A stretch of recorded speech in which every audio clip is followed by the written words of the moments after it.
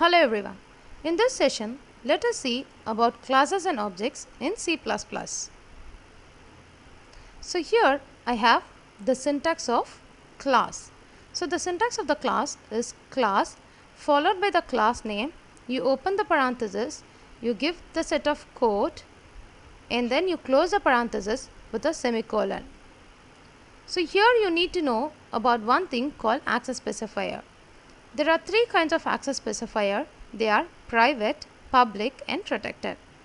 So when you specify a data member with a private access specifier, the data member can be accessed only within the class.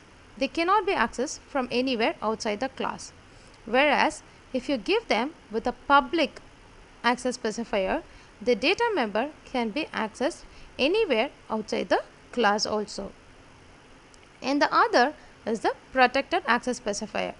If you specify the data member with a protected access specifier, they can be used within the class and they can also be used in the derived classes.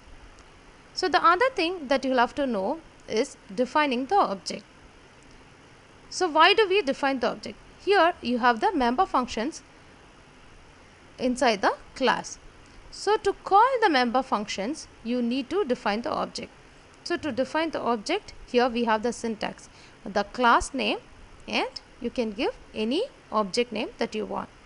And to call the member function, you will have to just give the object name, say some object name that you have given, dot, and the particular member function name that you have specified inside the class.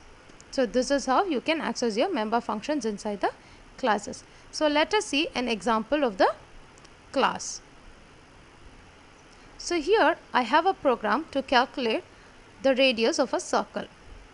And if you see here, I have the class followed by the class name.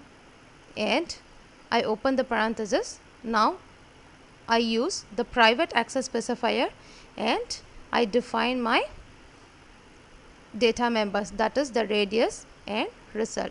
And now I use a public access specifier and I give three member functions inside my public access specifier. They are the get data, calculate of method and the display of method. Get data of method is going to get the radius of the circle from the user, and the calculate of method is going to calculate the the area of the circle and store the value in the result. And the display of method is going to display the area of the circle. And after defining the member functions, I close a class followed by a semicolon. And here I have my main function where I am defining an object for the class. My class name is area and I give the object name as demo. So to call the member functions, I use the demo dot get data of to call the get data of method in my class. And next I call the calculate of method, demo dot calculate of method to call the calculate of method in the class. And next I call the display of method to display my result. So let us now run and see this program to get the result.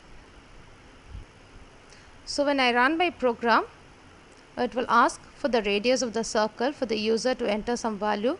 Say I enter 3 and here I have the result. The area of the circle is 28. So now my display of method is called to display the area of the circle. So this is all about classes and objects. Let us see the other topics in the next session.